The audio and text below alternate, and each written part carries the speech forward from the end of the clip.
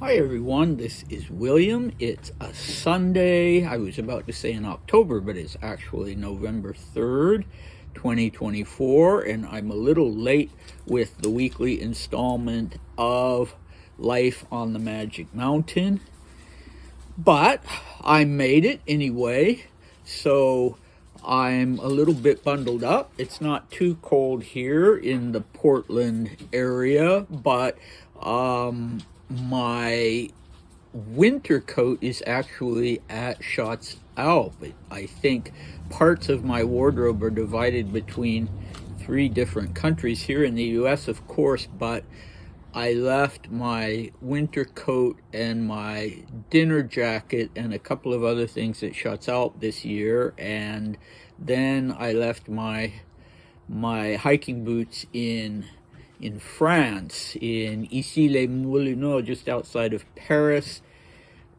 having a luggage crisis with space. So anyway, I need a new coat anyway, but I've got to reclaim the hiking boots. So I bought this sweater actually with the idea in mind. I was drawn to it because it's something that you could have seen being worn in Chauchat or in Davos during the sanatorium era, going all the way back to, I have a photo album from 1910 that was taken by a Chauchat patient, and I also, have seen this kind of sweater in the 20s, the 30s, so it's something that could have blended in for most of the time period of the sanatorium era. So I like it for that reason, but I don't want to drift too far astray of the main topic. So today our chapter, or rather subchapter, of the Magic Mountain is entitled Hippe. So this Hippe. So this is the name of Hans Castorp's first deep crush or infatuation, and it was a boy at the school that he was attending, a kind of, I guess you could say a high school, but I think he was closer to what in the US we would say was a middle school boy, 12, I think, something like that. And yeah, the first name of this boy was, or is in the novel, Pribislav. And Thomas Mann makes a point of saying that it should be pronounced Pribislav, but I don't think that's true. Maybe, I speak Russian. It's not really a Russian name, but still I doubt it's pronounced Pribislav. I think maybe that was how, or maybe that's supposed to be how the boy himself pronounced it, or what it sounded like to Hans Castorp. Anyway, he's mostly referred to as Hippe, and the Slav element with Hippe is significant. But today, so we'll talk a little bit about that, but very little, actually. If you're reading the book, it's an important chapter and very lyrical and poetic when Hans Castorp thinks about his original crush. But really what this chapter is devoted to, or what we are going to focus on, is its description of the landscape in Davos. So we have, a couple of weeks ago, we did a description of not the landscape, but the garden out front of the sanatorium, and what the front of a sanatorium was like.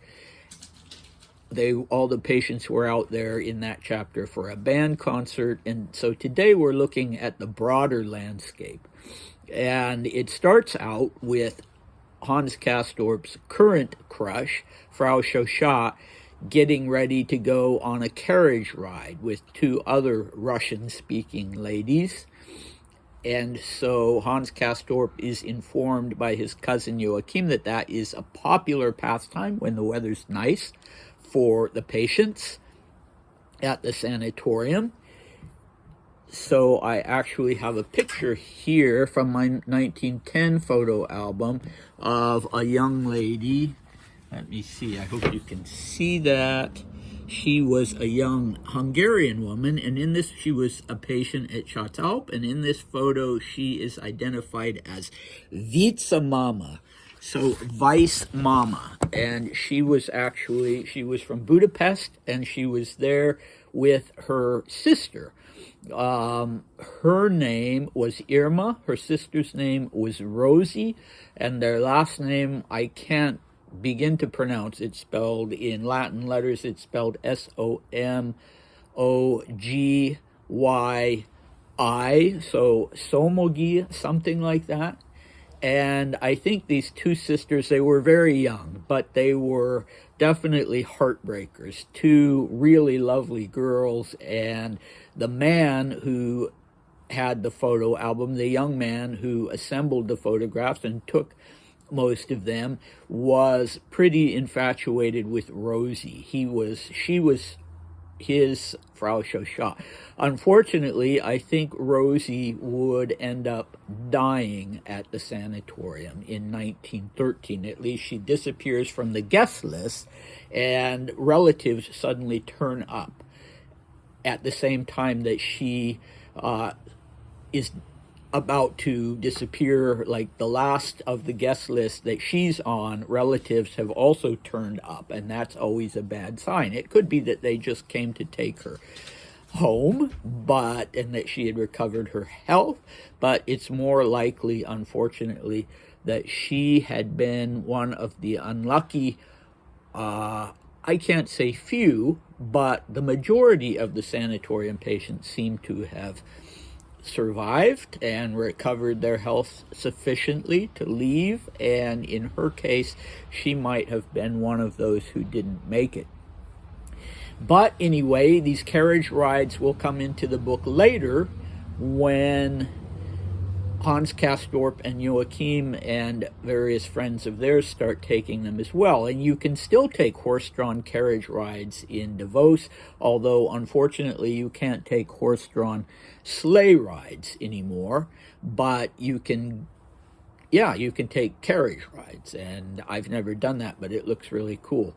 And okay, so this part of the book takes place in August, the end of July, the beginning of August, so they're not going off on sleigh rides. They're going just on carriage rides. So another thing that people could do for entertainment, of course, was to go hiking, but this wasn't something that sanatorium patients really did. Now, I have a picture of Grand Duke Dmitri with the business director from Sanatorium Castorp, and with other unidentified people who may or may not have been patients, some of them, and they're up at it's standing in front of a rustic Gasthaus, I think it seems to be, and they are in Clavadel, which is a mountain slope across the valley from Castorp. And so some of the men, not Dmitri, but some of the men are wearing these sort of knee breeches that were popular for hiking and, for any kind of alpine activity. But, it's probably doubtful that they did any real strenuous hiking. They may have taken a carriage up there or, something like that. But anyway, Thomas Mann mentions by name 4 places that Joachim points out to Hans as popular destinations for these carriage trips, and one is indeed Clavadel, and the other is he identifies as the lake. So this is the Davosersee, it's called, and it's to the east of the municipality, and very beautiful. The Fluela Valley, also very beautiful, and Cloisters. So you'll often hear the name mentioned, Davos Cloisters, as sort of 2 things that go together. So Cloisters is another town. It's It's not as big as Davos. It has the distinction of being the place where Prince Charles, back when he was Prince Charles, liked to go skiing. I don't know if he still does that or not. We're all getting older.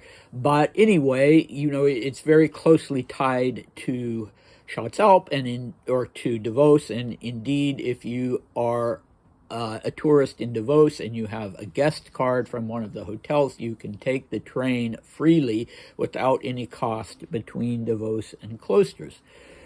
Okay, so then it's mentioned that the activity that's going to be taking place that day is a lecture, a psychoanalytic lecture given by Dr. Krakowski, the assistant doctor at the Berghof Sanatorium, and we're informed that these lectures take place every 2 weeks. So it's another way to sort of keep the patients grounded in time and in activity without disrupting the Liegekür. So they have these lectures every 2 weeks, just like when the weather's nice, they have the band concerts every 2 weeks. And Dmitri, in his diaries, mentions that they had movies actually screened at the sanatorium itself every week. Okay, but it's Hans Castorp's decision as a non-patient that he is going to go and take a nice long walk or hike. And one of probably his prime motivation for doing this, as Thomas Mann tells us, is that he needs to get away from the things that he personally finds disturbing in the sanatorium itself. So we have this long quote, things like the activities of the Russian couple next door, the table talk of someone as sick and stupid as Frau Chauchat, the Austrian horseman's flabby cough that he heard every day in the corridor, Herr Alban's opinions, the impression left on him by the social customs of sickly adolescence, the expression on Joachim's face when he looked at Maruzia, and all sorts of similar matters he had observed.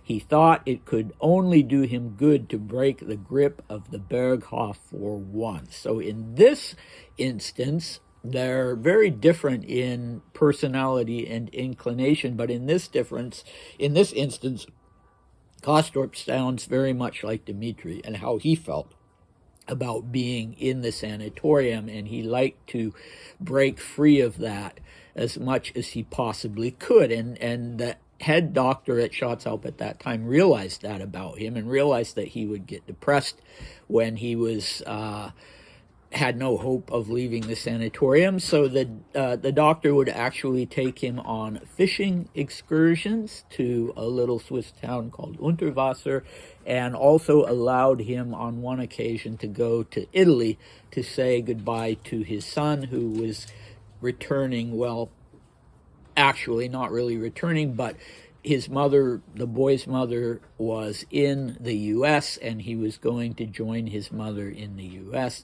and it was so wonderful for Dmitri to take that little I think he spent 2 nights at a hotel in Milan, and it was so wonderful for him, and he just dreaded going back. But if you go to Chauchat, and certainly when I'm at Chauchat, I do not dread being there. I absolutely love it, but of course now it is a hotel. A very, very nice and beautiful hotel, and you and I, if we're there, don't have to worry about being there forever and possibly dying there. I would very happily be there forever, but, well, the point I'm trying to make is that Dmitri had a different set of circumstances that people who go to Chauchat now don't have to face. And he really found the same kinds of things, the same kind of things that Hans finds sordid and depressing, Dmitri finds also sordid and depressing. So if you've read the book, or if you've listened to the early episodes of this series, you know that Frau Chauchat is this terribly vulgar woman, The Russian couple next door, even though they're husband and wife, offend Hans Castorp by the fact that they have sex loudly every morning. The Austrian horseman has a cough of a kind that Hans Castorp had simply never heard before, and it horrifies him. Herr Alban was a man who'd been out front playing with a gun and threatening to commit suicide. And yeah, it goes on and on. Okay. So, as I've mentioned in the past, Dmitri's favorite word to use in English, though he was writing in Russian, he would insert this word in English, was sordid, to describe things like that. Okay, so now we get down to the subject of logistics. I'm not sure why my dog is going crazy here, except he's been cooped up in the house today. Okay, so this is... I always tend to second guess myself, but this seems to me to be just an outright mistake that Thomas Mann made in his physical description of Davos. The Berghof, where Hans Castorp and Joachim are staying, is based on a real sanatorium, Wald Sanatorium, which is now Wald Hotel. I've mentioned that several times, and it is on the north side of the valley, facing south. Both Schatzalp and the Wald Hotel are. And the brook that he's referring to and the narrow gauge train tracks are on the south side of the valley. So they're the opposite side of the valley from where the two sanatoriums that we're talking about are located. And so it makes no sense at all for Hans Castorp to walk out the front door of the Berghof, cross the brook, which is called the Landwasser, and it basically divides Davos between a south side and a north side.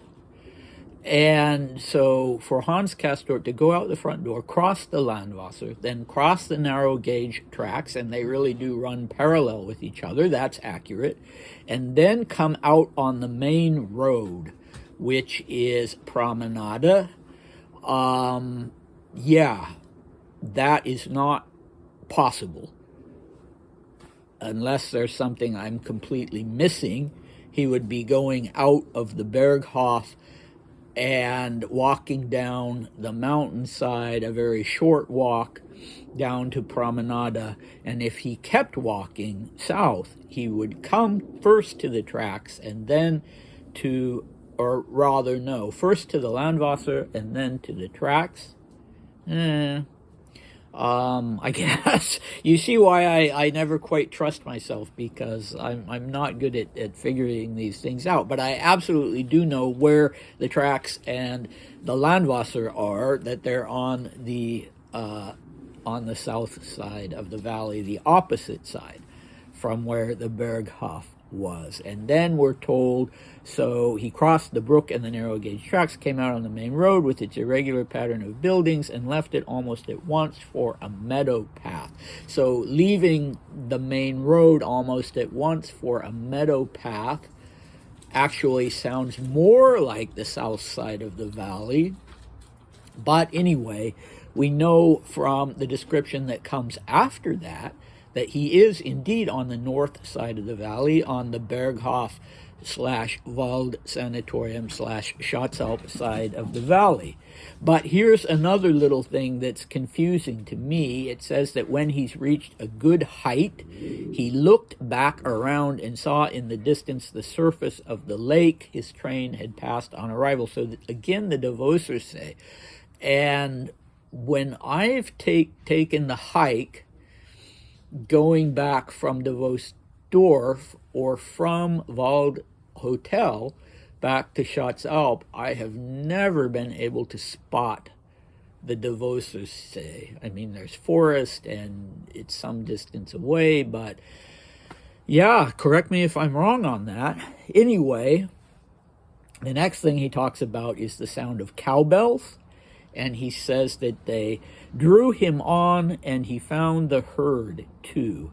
So this is very nostalgic for someone like me who goes to Davos every year. And in the summer, the cows usually are brought up to their high pastures a little after when I leave, maybe the end of June, the beginning of July. And I love to take the hike up to that high pasture while I'm there, both in snow and when it's not snowy. And I love the sound of cowbells, which are everywhere. There are also cows on pastures across the valley, and it's a magical sound in some ways. And yeah, cows, of course, are important to Davos. Davos happily has a diverse economy, which has seen it through some rough times. It not only has the winter sport business and the summer resort business and the World Economic Forum, and back in the day the sanatorium business, but it also has always had agriculture and continues to have agriculture, and dairy cows are an important part of that. So and it was very important for the sanatoriums to have a pristine milk supply. So there was a controlled herd up at Clavadel, and the reason for that is because bovine tuberculosis can be passed on to human beings through milk. And until that problem was realized and taken care of, it killed, unfortunately, thousands of children, mainly infants, who would drink cow milk and contract intestinal tuberculosis, bovine tuberculosis. So there were big movements that had to take place with testing of cows and culling of some herds, unfortunately, until you more or less wiped out bovine tuberculosis. And in sanatoriums, very often they would have their own herds to make sure that the cows were absolutely healthy and more tested than they would be in non-sanatorium linked herds. And in Davos, Schatzalp, and probably Wald Sanatorium would have used the milk from this Clavadel herd that was very closely controlled. Okay, and so still to this day, if you walk along the Hohe Promenade up above Promenade Strasse, the main street going through Davos, you will come to a working farm, a working dairy farm, whose cows go up to the high pasture in the summer. Okay, so let's see. Then, so he passes the cows. He's up pretty high, I guess. And then he comes across two local farmers. And he stops and listens and hear that they're talking what he describes as a guttural and sober rustic dialect. And so this would be Swiss German, but Swiss German is kind of a misnomer because there is no Swiss German in the sense of one dialect that all people in Switzerland speak. It's regional, so you have Zürcherdeutsch in Zurich, or Zürcherdeutsch, I should say, Basler Deutsch. You have Bündnerdeutsch in Graubünden, the canton where what am I trying to say?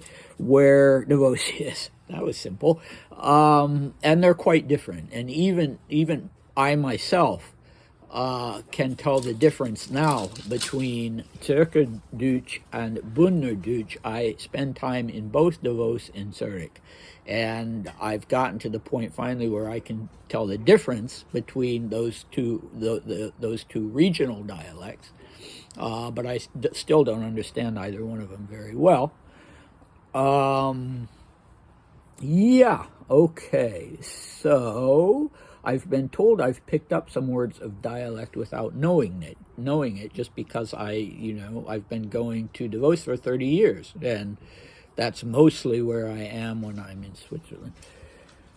All right, so then we're told that when he, Hans Castorp, emerged from the woods, he was astonished by the splendid view opening up before him, an intimate, closed landscape like some magnificent, peaceful painting. And yes, indeed, I can confirm that. It's absolutely gorgeous. You'll be hiking through pine woods, and then you'll come to a break, and you have this just magnificent mountainscape, and sometimes in a certain light it can look like a painting, like a gorgeous painting. And if you're in Davos, you can go to the Kirchner Museum.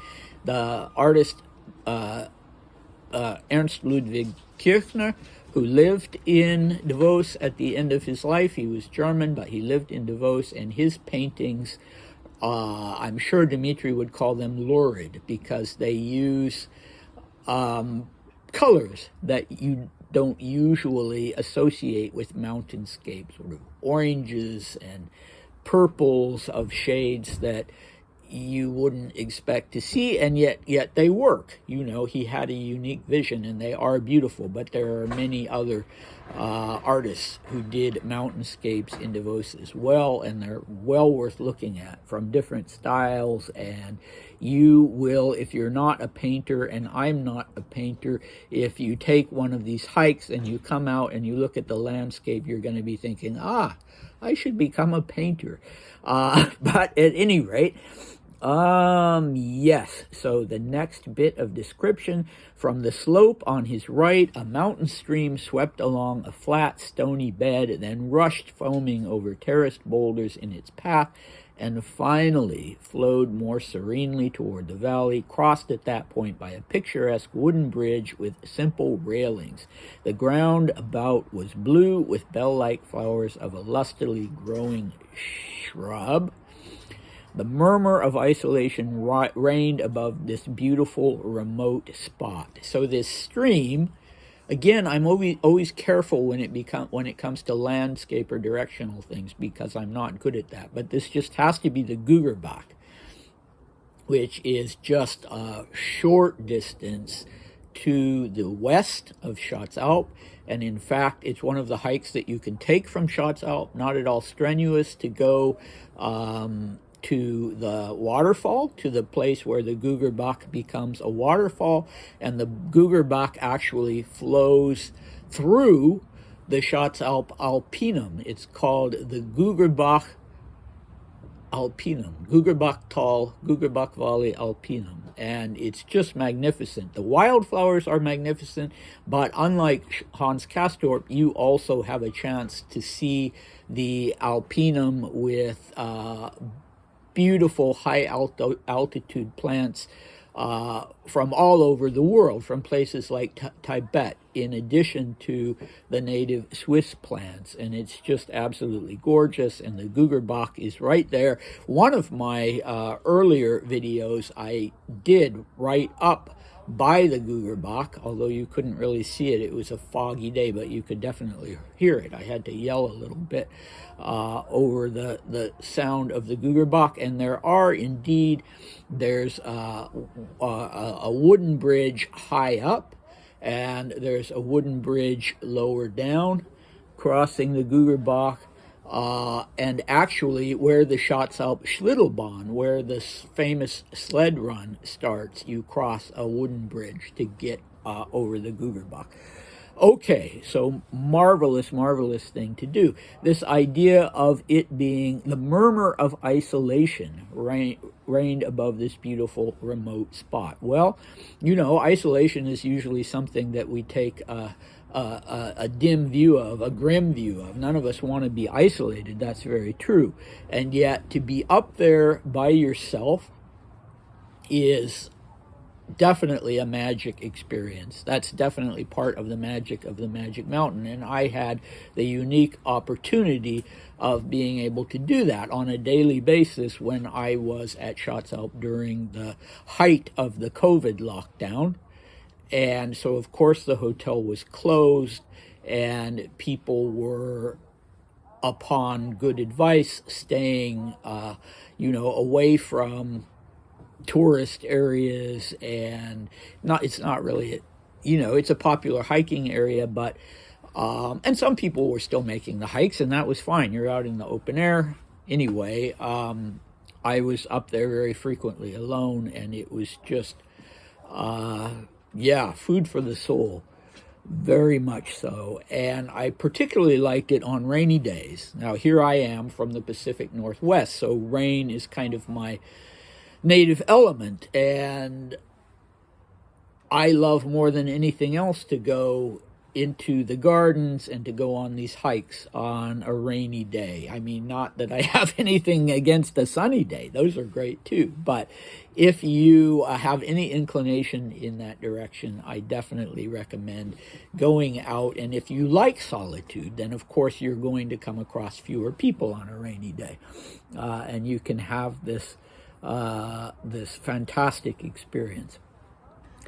All right, so then Hans Castorp sits down on a bench. He's really worn out. This hike was far too ambitious. He's not sick, but on the other hand, he hasn't really acclimatized, and he hasn't been doing any strenuous physical activity, so it's just too much for him. And he sits down, and he immediately has a profuse nosebleed.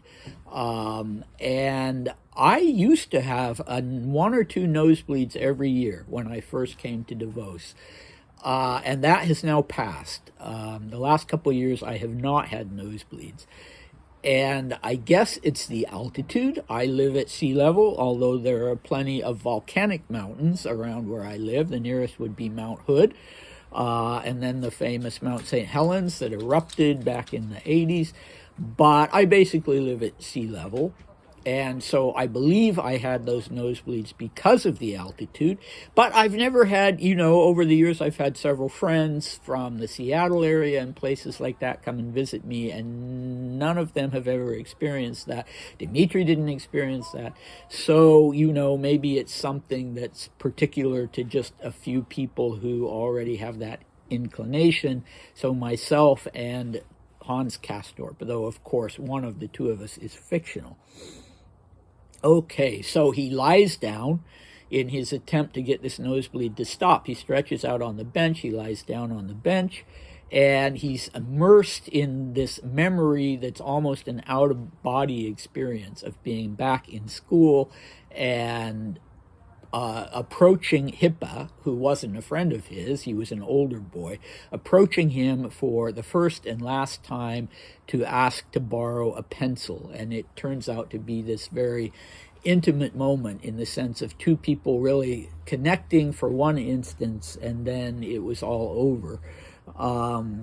So Hippe was given the nickname the Kyrgyz. So he was, by the standards of the day, his schoolmates thought he looked like he was from Central Asia. And this is what attracts Hans Castorp so much to Frau Chauchat, who is from Dagestan, despite her French surname. So he talks about the broadly spaced eyes and eyes that are the color of the mountain distances. And he finds those facial characteristics very attractive, but there's another element to it as well. There's a philosophical and political element that Hans Castorp, unlike his cousin, is drawn to what he perceives as the dreaminess of and the lack of rigidity that you have in the East, that the further east you go, the more you have this sort of mystical dreaminess and a less rigid way of looking at the world, a less linear way of looking at the world. So, Joachim and Herr Settembrini are both completely opposed to this way of looking at the world. They are very much in favor of Western humanism and orderliness and everything that they associate with the West and not with the East. I mean, obviously there's some Western prejudice and bias that comes into it, but they see the East as someplace sinister in the way that it's mystical, and that time is not necessarily linear in the mindset of people from the East. Okay, so now we know that he's been on the south side, or sorry, on the north side of the valley. We know he's been on the north side of the valley. We know that he's been near the Gugerbach, because when he walks down, he comes out by the Spa Hotel in Platz. So not only is he in Platz, but he's by in German, it's called the Kurhaus, and it still exists. It is now called the Hotel Europe. And indeed, if you take the hiking path down from Schatzalp, you come out near the Kurhaus, or at least one of the paths will take you right down by the Kurhaus and the Schatzalp Bahn. So you have two hiking paths up there now that are called, the one that is further to the east is called the Thomas Mann Weg, and then there's the Eichhornli Weg, although I'm not quite sure that they don't just blend into each other. So the Eichhornli Weg starts from Schatzalp, but then there's the Thomas Mann Platz in the Alpinum.